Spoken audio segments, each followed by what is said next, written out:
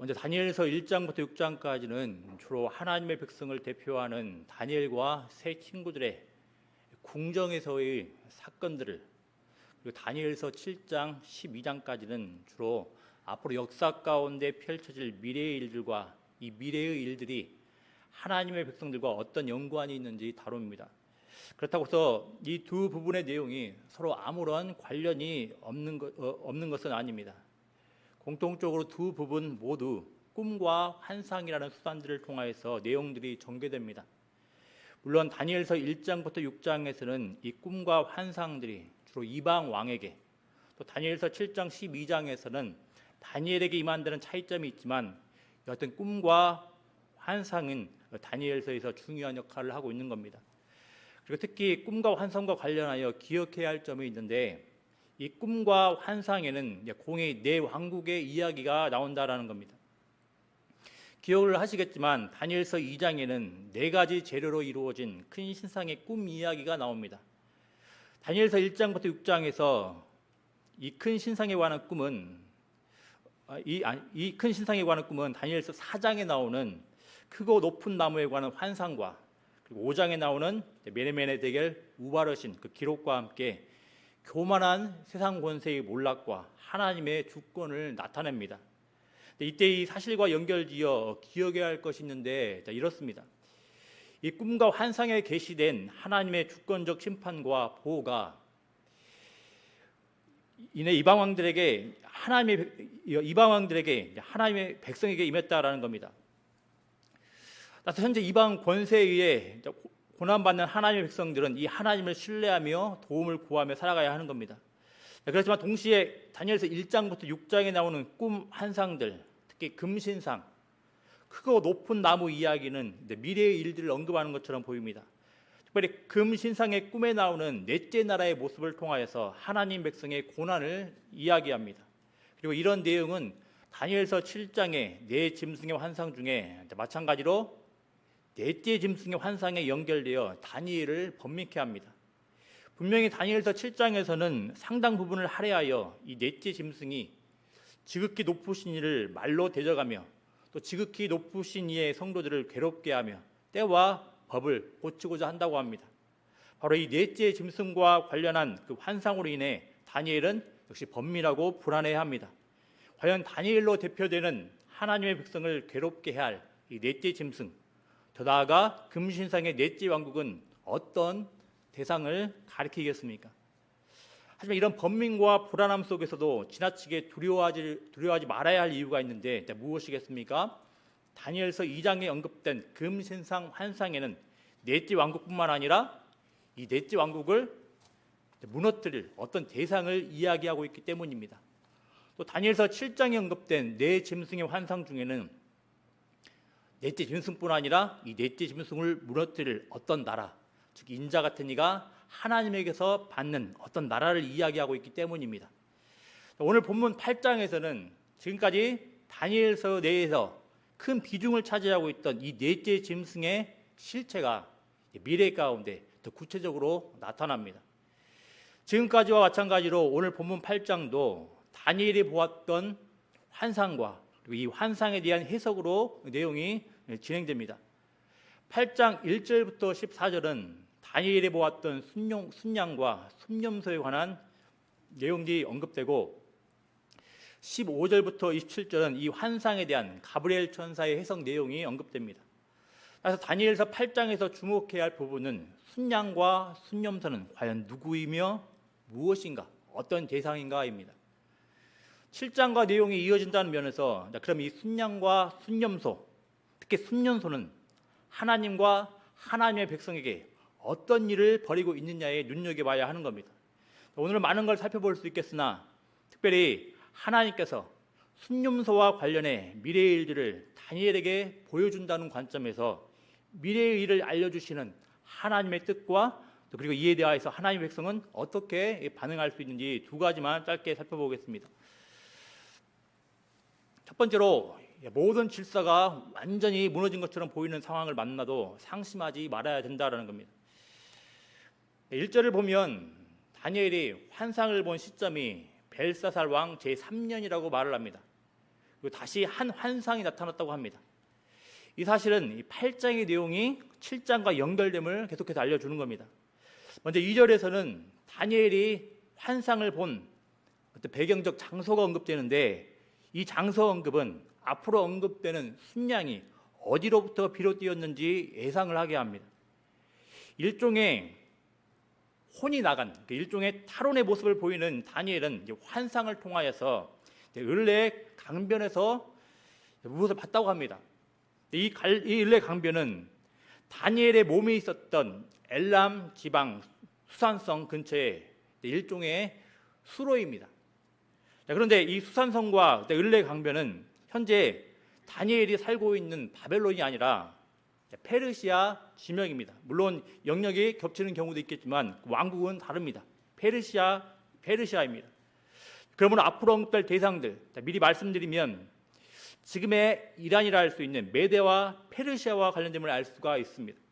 참고로 이렇게 메대, 페르시아를 같이 언급한 이유는 이들 두 왕국이 바벨론을 공격할 시점에는 일종의 연합 세력이었기 때문입니다. 기록에 따르면 페르시아 고레스 왕은 메대의 왕족 출신입니다. 그래서 초기에는 이렇게 연합 세력으로 나오는 겁니다. 어쨌든 다니엘은 이렇게 페르시아의 땅에서 환상을 보았습니다.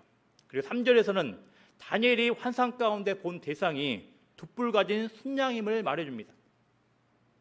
뿔은 일종의 권세를 가리키기에 여기서 두 뿔 가진 순양은 강력한 힘을 가진 왕국임을 우리가 알 수가 있겠습니다.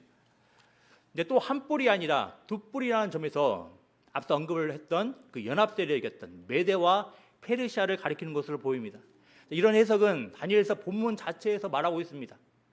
20절을 보면 가브리엘 천사가 이 두 뿔에 대한 해석을 해주고 있는데 분명히 메대와 바사 왕들이라고 말합니다.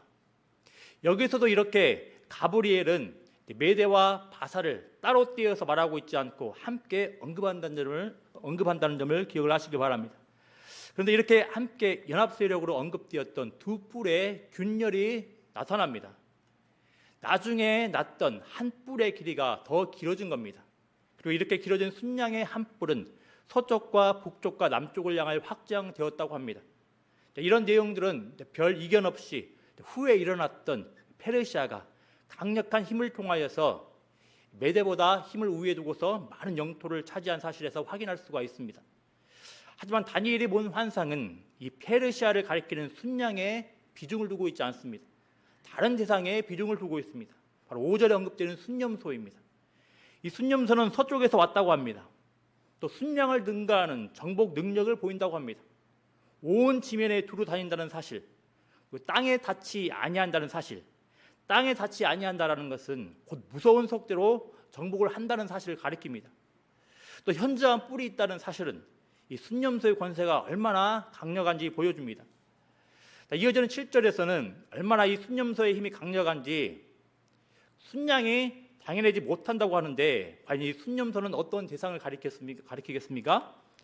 역시 21절에서 가브리엘 천사는 해석을 해주는데 이 순념소가 헬라 왕이라고 합니다. 역사적으로는 그 유명한 알렉산더 대왕인 겁니다. 그런데 오늘 본문은 이렇게 단순하게 그냥 헬라 왕이라고만 언급하며 끝내지 않습니다. 이 헬라 왕 알렉산더는 계속해서 정복 전쟁을 벌이고 또 준비하다가 돌연 30대 초반에 돌연사하게 됩니다.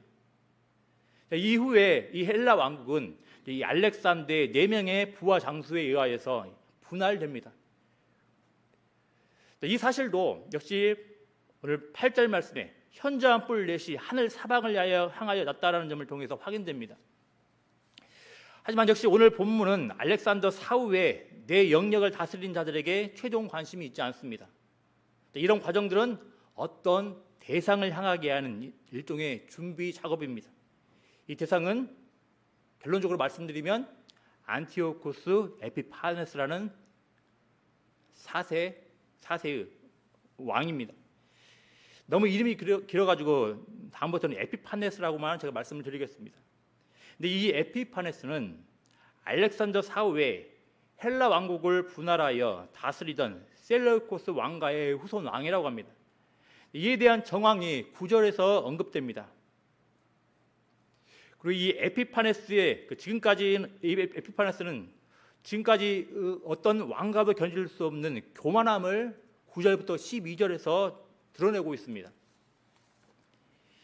9절에 영화로운 땅은 예루살렘을 가리키고 하늘 군대는 하나님의 백성들인 이스라엘 백성들을 가리키는 걸로 보이는데, 에피파네스는 이 이스라엘 백성들을, 하나님의 백성들을 죽입니다. 더 나아가 안티오코스는 하나님의 성소를 헐고 제사를 폐지시킵니다. 또 에피파네스는 대신에 이교 예배로 대체를 합니다. 그 유명한 제우스 신을 제사하는데 하나님의 성전을 사용을 합니다. 또 에피파네스는 이스라엘 백성들이 율법을 가리키는 진리에 따라 살지 못하도록 합니다. 안식일과 할례와 관련된 계명 준수를 금지했습니다. 그래서 이를 위반하면 사형에 처하기도 했습니다.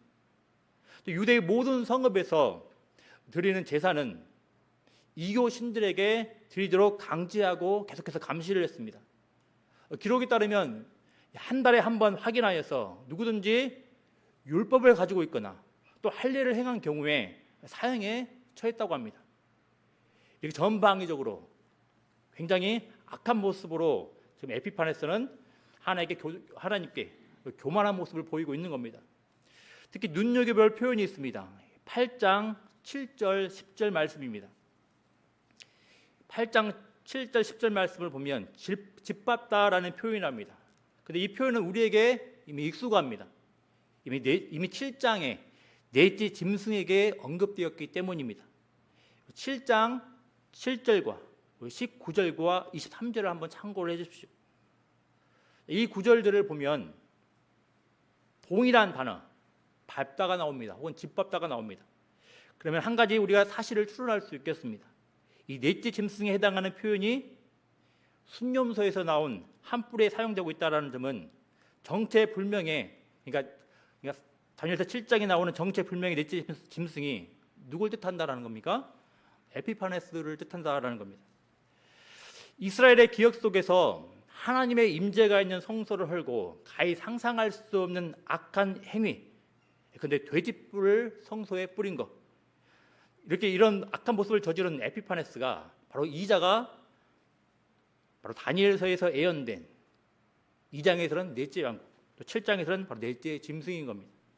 물론 앞서서 7장에 인자 같은 이가 하나님에게서 받는 하나님 나라가 단순히 구약을 넘어 그리고 신약을 넘어 마지막 때를 가리키기에 넷째 왕국, 넷째 짐승도 하나님을 대적하는 신약의 혹은 마지막 때의 어떤 존재, 어떤 세력을 뜻한다고 볼 수 있겠습니다. 그렇지만 어쨌든 다니엘서의 흐름을 고려를 하면 에피파네스가 1차적으로 넷째 왕국, 넷째 짐승을 가리킨다고 볼 수 있는 겁니다. 이렇게 넷째 왕국, 넷째 짐승을 1차적으로 가리키는 에피파네스는 지금까지의 이스라엘 역사상 그 어떤 왕과도 비교할 수 없는 신성 모습의 모습을 보이고 있습니다. 악한 모습을 보일 겁니다. 얼마나 이 에피파네스가 악한 행위들을 일삼고 있는지 이런 모습들을 보는 거룩하니 그 천사가 이렇게 말을 합니다. 환상에 나타난 바 매일 드리는 제사와 망하게 하는 죄악에 대한 일과 성소와 백성이 내준바되며 짓밟힐 일이 어느 때까지 이를꼬 하며 이렇게 산식을 납니다.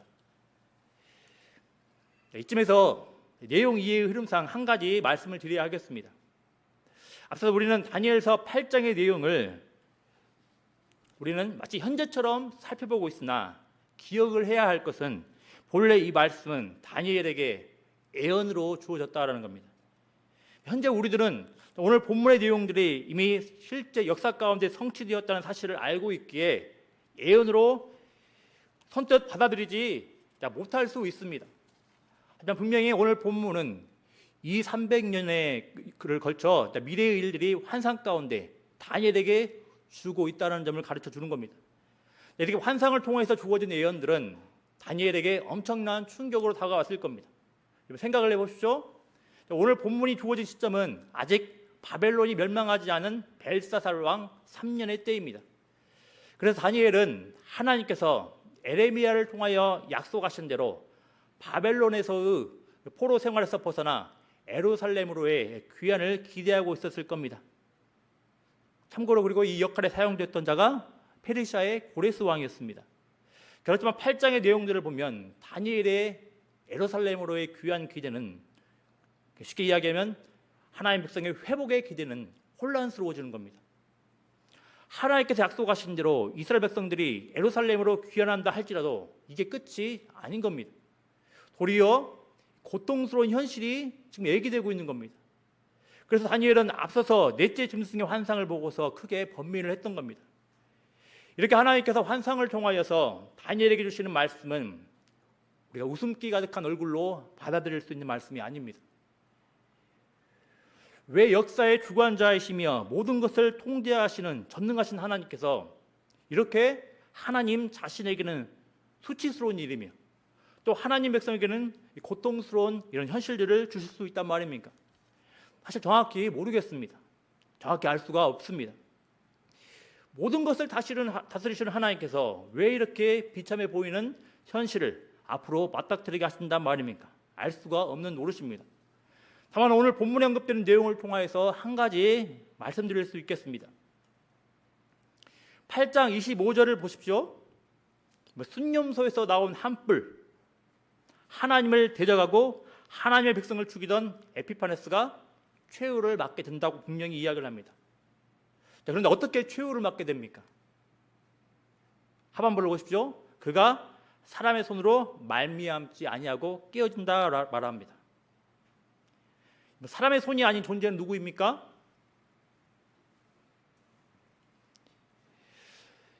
이와 연관하여서 큰 신상과 관련된 환상을 한번 볼 필요가 있겠습니다.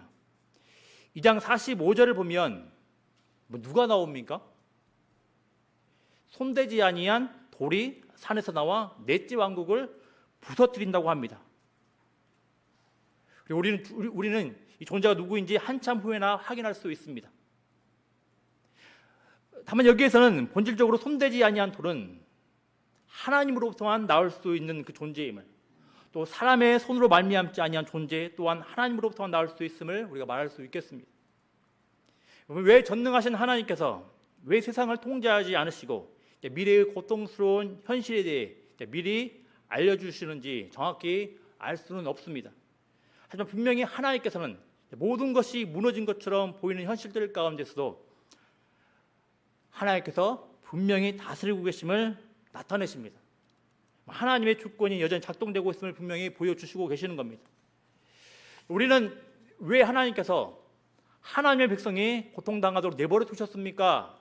이렇게 질문하며 호소할 수 있습니다. 하지만 정직하게 또 인정할 수 있어야겠습니다. 우리는 하나님의 일을 다 모른다고 말입니다. 하나님께서 왜 하나님 백성에게 이런 고통을 허용하셨는지 그 이유를 다 알 수 없다고 말입니다. 다만 한 가지 분명한 사실은 알 수가 있는 겁니다. 오늘 본문을 포함해서 다니엘서의 많은 내용들은 미래에 관한 내용인데 하나님께서 이 내용을 다니엘에게 알려주셨다라는 겁니다. 그러면 하나님의 뜻은 분명합니다. 무엇이겠습니까? 온전히 하나님의 뜻을 이해할 수 없고 모른다 할지라도 이 말씀을 바꿔서 이 말씀을 따라서 동요하지 말고 앞으로 일을 준비하라는 겁니다. 무엇을 준비해야 되겠습니까? 우리가 신약의 예수님의 말씀을 통하여서 한 가지 생각해 볼 수 있겠습니다. 요한복음 16장 1절 2절 말씀을 한번 보겠습니다. 요한복음 16장 1절 2절 말씀입니다. 같이 읽어보겠습니다. 내가 이것을 너희에게 이름은 너희로 실족하지 않게 하려 함이니 사람들이 너희를 출교할 뿐 아니라 때가 이르면 무릇 너희를 죽이는 자가 생각하기를 이것이 하나님을 섬기는 일이라 하리라. 아멘. 이 말씀을 보면 예수님께서는 이 땅에 남겨질 제자들에게 미래에 대하여서 말씀을 하시고 계십니다. 그런데 이 제자들에게 출교의 고통, 또 죽임당하는 고통이 있다고 합니다. 하지만 한 가지 예수님께서 이 고통스러운 현실을 언급하는 이유에 대해서도 말씀을 하십니다. 그 이유가 무엇입니까? 예수님께서 제자들이 장래에 겪을 고난에 대하여서 제자들에게 미리 말씀해 주신 이유는 무엇입니까? 실족하지 않게 하기 위함입니다. 이렇게 하나님께서는 앞으로 일어나게 될 괴로운 현실을 미리 알려주신 이유는 무엇을 위해서입니까? 또 누구를 위해서입니까? 하나님 백성의 유익을 위하여서 하나님 백성을 위해 주신 겁니다. 하나님께서는 하나님의 백성이 말도 안 되는 상황을 맞닥뜨리고서 실족하지 않도록 미리 말씀해 주시는 분이신 겁니다. 이에 대해서 그 유명한 존 칼빈의 그 말을 간략하게 소개를 하겠습니다. 제가 말한 거 아닙니다. 존 칼빈이 이야기한 겁니다. 만일 아무것도 예언되지 않았다면 경건한 사람들은 엄청난 고통의 결과로 쉽게 절망에 빠지고 말았을 겁니다. 만일 이것이 예언되지 않았다면 그들은 귀환에 대한, 그러니까 회복에 대한 놀라운 약속에 기만당했다고 생각을 했을 겁니다. 그러나 다행스럽게도 그들은 미리 경고를 받은 대로 모든 일이 일어나는 것을 깨달았을 때 고통 가운데서도 적지 않은 위로가 되었습니다. 이렇게 존 칼빈은 이야기를 합니다. 여러분, 하나님께서 미리 하나님의 백성에게 고통스러운 현실들을 알려주시는 이유는 무엇입니까? 많은 이유가 있겠습니다. 우리가 모르는 또 이유도 있겠습니다. 하지만 한 가지 말씀드릴 수 있는 것은 하나님께서 자신의 백성들을 위하시기 때문이라는 겁니다. 하나님께서 자신의 백성들을 사랑하시기 때문이라는 겁니다. 이렇게 하나님께서는 자신의 백성들을 사랑하시기 고통의 때조차도 마냥 아무 제한 없이 두루뭉실하게 말씀하시지 않으시고 명확하게 말씀을 하시는 겁니다. 14절을 보면 지난 시간에 살펴본 한때, 두때 반과 비슷한 내용이 나옵니다. 앞서 한때, 두때 반은 완전수 7에 미치지 못하는 절반의 어떤 제한된 수를 뜻한다고 말씀을 드렸습니다. 특별히 한때, 두때 반이 하나님의 백성이 환난당하는 사실과 연관될 때 제한된 환난의 시간을 뜻한다고 말씀을 드렸습니다. 7장에 이어진 오늘 본문도 역시 하나님의 백성의 환난과 관련된 그 특정 시간이 언급됩니다. 14절에 보면 하나님의 백성이 겪게 될 환난으로 2300주야가 언급되고 있습니다. 이 2300주야가 얼마의 기간을 뜻하는지 아마도 13절에 매일 드리는 제사를 참고해서 볼 필요가 있겠습니다. 유대인들은 아침 저녁으로 매일 2번 제사를 드립니다. 그래서 이런 사실에 근거해서 어떤 학자들은 2300주야를 1150일 동안 드리는 제사를 1150일 동안 날을 가지고서 이제 2300주야로 제사를 드리는 것으로 나타낸다고 합니다. 이 1150일은 대략 3년 2개월 정도 됩니다. 왜 3년 5개월이 아니라 3년 2개월 정도는 확실치는 않으나 오늘 8장 1절을 보면 벨사살 왕 제3년이라고 말을 합니다. 근데 다니엘서 7장을 시작하는 데 보면 벨사살 왕 그 1년입니다. 시간이 지난 겁니다. 2년이 지난 겁니다. 그래서 아마도 이 시간 지나는 것을 반영하고 있는 것으로 보입니다. 물론 이 설명이 다 완전히 맞지는 않을 수도 있겠습니다. 하지만 분명한 건 오늘 본문의 2300주야 또한 하나님의 백성이 겪는 제한된 환난 시간이라고 보는 게 마땅하다는 겁니다. 숫자에 대한 설명이 완전치는 않지만 어쨌든 문맥을 고려를 하면 2300주야는 환난의 시간이 맞다고 봅니다. 정말로 중요한 건 이 숫자를 완벽하게 설명하는 것에 있지 않고 이 숫자는 하나님의 백성을 향한 하나님의 사랑과 보호가 드러나고 있음을 우리가 이해하는 데 볼 수 있겠습니다. 하나님께서는 무한정 자신의 백성들을 환난 가운데 내버려 두지 않으시고 분명하게 세심하게 돌보시는 분이신 겁니다. 이번 세상의 모든 질서가 무너진 것처럼 현실에서 하나님의 주권을 의심을 하지 마십시오. 특별히 이 주권에 근거한 하나님의 사랑을 결코 의심하지 마십시오. 하나님께서 우리를 사랑하셔서 미리 알려주셨습니다. 계획하신 바를 미리 알려주셨습니다. 그러니 우리는 상심하지 말고 낭망하지 말아야 하겠습니다. 예전에 말씀드렸는지 모르겠지만 어렸을 때 놀이동산을 가게 되면 귀신의 집에 보통 들어가곤 합니다. 아무것도 모르는 상태에서 귀신의 집에 들어가게 되고 또 순간순간마다 관문마다 맞닥뜨리게 되는 귀신들은 얼마나 무서운지 모릅니다. 하지만 이 귀신의 집을 몇 번 계속 반복해서 이제 경험을 하다 보면 나중에 이 귀신들이 어디에서 나올 것을 미리 알기 때문에 그 공포의, 그 두려움의 정도가 사라집니다. 마찬가지입니다. 우리 하나님께서는 하나님의 백성을 사랑하셔서 하나님의 계획을, 하나님의 특정한 뜻을 하나님의 백성에게 미리 알려주시고 계시하시고 준비토록 하십니다. 왜이겠습니까? 갑자기 이해할 수 없는 현실에 맞부터뜨려서 낙심하거나 상심하지 않고 좌절하지 않고 이 하나님께서 미리 알려주신 그 사실로 인하여서 확신을 가지고 낭망하지 않도록 미리 말씀을 해주신 겁니다. 이 사실을 기억을 하고서 우리 하나님께서 특별히 다니엘서를 통하여서 알려주신 그 모든 내용들은 하나님의 백성을 사랑하여서 우리를 사랑하여 주셨던 그 사실들을 기억을 하고서 하나님의 은혜에 감사를 하며 우리가 마땅히 준비해야 될 것들을 잘 준비할 수 있는 복된 은혜가 있기를 기도합니다. 두 번째로는 하나님은 하나님 자신의 영광을 위하여서 자신의 백성을 회복시킬 거라는 겁니다. 우리가 첫 번째 내용도 살펴봤지만 무엇보다도 잊지 말아야 할 사실이 있습니다. 어떤 사실입니까? 하나님께서 자신의 백성들을 돌보시고 보호하시는 본질적인 이유입니다. 하나님께서는 자신의 백성들을 왜 돌보시고 보호하십니까? 물론 자신의 백성들을 사랑하시기 때문입니다. 하지만 한 가지 더 본질적인 이유가 있습니다. 하나님께서는 자신의 영광을 위하여서, 자신의 명예를 위하여서 자신의 백성들을 친히 돌보신다라는 겁니다.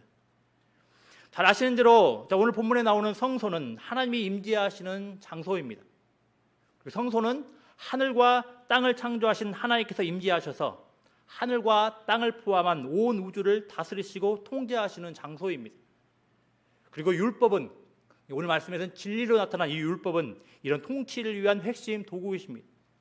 그런데 오늘 본문 11절을 보면 순념소에서 나온 뿌리 에피페네스가 또 매일 드리는 제사를 폐지하고 하나님의 성소를 헐었다고 합니다. 12절에 보면 이 에피파네스가 하나님의 진리인 율법을 땅에 던졌다고 합니다. 이것이 무엇을 의미합니까? 하나님의 통치를 대놓고 거스름을 알려줍니다. 하나님을 대놓고 모욕하고 조롱하고 있음을 알려줍니다. 성소가 온 우주를 다스리는 장소라는 것을 고려를 하면 에피파네스는 하나님의 다스림을 적극적으로 인정하지 않고 도발을 하고 있는 겁니다. 근데 정작 곤란한 사실은 이겁니다. 하나님은 전능하신 분이시라는데 왜 에피파네스 같은 지극히 천박한 자에게 자신의 영광, 곧 성소를 내주셨느냐라는 겁니다. 더 적극적으로 말하면 왜 하나님께서는 사람들이 보기에 하나님 자신의 명예와 영광을 직접 버리셨냐라는 말입니다. 우리는 잘 모르겠습니다. 다만 여기서도 분명한 한 가지 사실을 확인할 수가 있겠습니다. 하나님께서 자신의 영광과 명예를 결코 포기하신 것은 아니라는 겁니다. 하나님께서는 비록 자신의 영광과 명예의 흠결을 입고 망가지는 것처럼 보여도 하나님께서는 분명히 다시 회복시키실 것입니다. 어떻게 알 수 있습니까? 11절 보십시오. 11절에 보면 매일의 제사 이야기 나옵니다. 근데 엄밀히 이야기를 하면 매일의 제사가 제거되고입니다. 또 역시 11절을 보십시오. 성소가 던져지는 모습을 이야기를 하고 있습니다. 근데 정확히 말하면 성소가 던져지는입니다. 또 12절을 보십시오. 백성이 매일 드리는 제사가 넘긴 바 되었다고 합니다. 특별히 여기서 12절에 나오는 넘긴 바 되었다, 주었다라는 단어는 하나님께서 자신의 백성 유다를 바벨론에게 넘겨주셨다 했을 때 사용되는 단어입니다. 또 하나님께서 자신이 임재하시는 성전을 바벨론의 느부갓네살에게 넘겨주셨다 사용될 때 그 단어입니다. 근데 이 모두 단어 모두 다 공이 어떤 단어입니까? 수동태입니다. 이것은 역시 무엇을 알려줍니까? 에피파네스의 권세와 능력이 아주 강력해서 하나님의 성소가 무너지고 제사가 폐하진 것이 아니라는 겁니다. 하나님께서 스스로 넘겨주신 겁니다. 하나님의 통제 가운데 에피파네스의 악행이 지금 벌어지고 있는 겁니다. 이렇게 세상은 교만한 세상의 왕이 하나님의 영역을 침범하고 하나님의 법을 훼손하고 하나님의 백성을 죽이는 것처럼 보여도 여전히 우리 하나님께서는 여전히 붙들고 계시고 통치를 하고 계십니다. 아무리 세상의 역사의 흐름이 뒤 엎어지는 것처럼 보인다 할지라도, 뒤 흔들어지는 것처럼 보인다 할지라도 역사의 흐름은 여전히 하나님께 달려 있다라는 겁니다. 하나님께서는 오늘 본문을 통하여서 하나님의 백성에게 이런 일들을 미리 알려주셨습니다. 왜 이겠습니까? 이 사실을 미리 알고 하나님의 주권이 완전히 무너지는 것처럼 보이는 그 현실을 만나더라도 결코 흔들리거나 좌절하거나 절망하지 말라는 겁니다. 하나님께서 직접 스스로 주신 것이기 때문에 그렇게 낙담하는 반응을 보이지 말라는 겁니다. 우리도 동일하게 이 말씀을 받았습니다. 안타깝지만 이 땅의 교회는 하나님의 주권이 훼손되는 현실들을 많이 보고 살아갑니다. 더 심하게, 더 악하고 악랄하게는 가까운 북한 땅만 보더라도 그렇습니다. 그래서 지금의 현실이 아직 다가 아닐 수가 있습니다. 가까운 미래 혹은 조금 먼 미래에 에피파네스가 하나님을 대적했던 것 같은 모습들이 많이 나타날 수 있습니다. 더 고통스러운 현실들을 만날 수도 있을 겁니다. 우리가 이런 현실들을 못 만나면 우리 자녀들이 이런 현실들을 만날 수도 있을 겁니다. 근데 이때 하나님의 백성은, 하나님의 자녀는 무엇을 분명히 알아야 합니까? 교회가 무너지고 예배가 무너지고 하나님의 말씀이 수없이 훼손되며 하나님의 주권이 완전히 조롱당하는 순간들이 온다 하더라도 결코 흔들리거나 낙담하지 말라는 겁니다. 결코 끝났다고 생각하지 말라는 겁니다. 왜이겠습니까? 우리 하나님께서는 하나님 자신의 영광과 명예를 위해 친히 자신의 교회를, 자신의 백성들을 돌보시고 보호하실 것이기 때문입니다.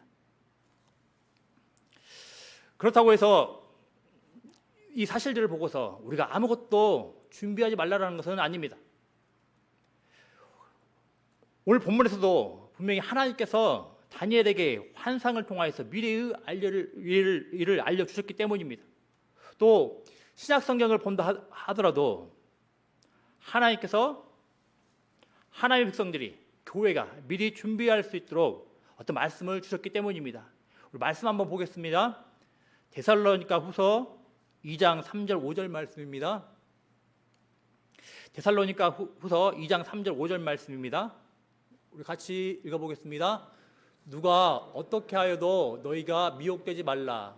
먼저 배교하는 일이 있고 저 불법의 사람 곧 멸망의 아들이 나타나기 전에는 그날에 이르지 아니하리니 그는 대적하는 자라 신이라고 불리는 모든 것과 숭배함을 받는 것에 대항하여 그 위에 자기를 높이고 하나님의 성전에 앉아 자기를 하나님이라고 내세우느니라. 내가 너희와 함께 있을 때 이 일을 너희에게 말한 것을 기억하지 못하느냐. 자, 사도 바울은 이 말씀을 주면서 실족하지 말라고, 교회가 미혹당하지 말라고 이 말씀을 주고 있습니다. 이렇게 분명히 바울도 데살로니가 교회에게 서신을 통하여서 미래의 일을 알려주며 미래의 일들을 미리 알고 준비를 하라고 이야기를 합니다. 특별히 미혹당하지 말라고 이야기를 합니다. 그래서 하나님께서 자신의 영광과 명예를 위하여서 친히 모든 것을 다 주관하시고 이끌어 가시기 때문에 하나님의 백성들이 아무런 준비를 하지 말라는 것이 아닙니다. 분명히 하나님의 백성, 교회에게 마땅히 준비할 부분들이 분명히 있습니다. 하지만 본질적으로 우리 하나님께서 자신의 영광과 명예를 위하여서 주의 몸된 교회를, 자신의 백성을, 자신의 자녀들을 신이 지켜가시고 돌보실 것입니다. 여러분, 적극적인 세상의 압박과 위협 앞에 교회가 어떻게 될까봐 지나치게 염려하거나 두려워하지 말길 바랍니다. 세상의 압박과 그 유혹의 시험 앞에서 우리의 자녀들, 다음 세대들이 어떻게 될 것처럼 지나치게 염려하거나 두려워하지 말아야 하겠습니다. 세상의 권세가 너무나 강력하여 교회, 하나님은 어디 있는가, 또 이 세상에 하나님은 어디 있는가 한숨 지으며 절망하지 않아야 하겠습니다. 정말로 우리가 염려하고 두려워할 것은 하나님께서는 어떤 환경과 상황에서도 자신의 영광과 명예를 지켜가시는 분이신데 이분을 신뢰하지 않고 세상을 신뢰하며 나를 높이고 세상을 높이는 우리들의 불신앙과 우상 숭배의 모습에 있는 겁니다. 이제 말씀 맺겠습니다. 오늘 설교 제목이 스스로 높아지고 대적하는 자입니다. 근데 오늘 말씀에 따르면 스스로 높아지고 대적하는 자가 1차적으로 누구를 가리킨다 말씀 주셨습니까? 넷째 짐승 그리고 순념소에서 나오는 한 뿔을 가리킨다고 이야기를 했습니다. 바로 에피파네스라고 이야기를 했습니다. 참고로 넷째 짐승을 다니엘서 7장을 보면 네 가지 짐승이 나오는데 넷째 짐승에는 다른 짐승과 달리 명확한 짐승의 모습이 나오고 있지 않습니다. 정체불명의 모습이 나옵니다. 한번 제가 질문을 한번 드리겠습니다. 퀴즈입니다. 이 넷째 짐승이 어떤 짐승을 가리킬까요?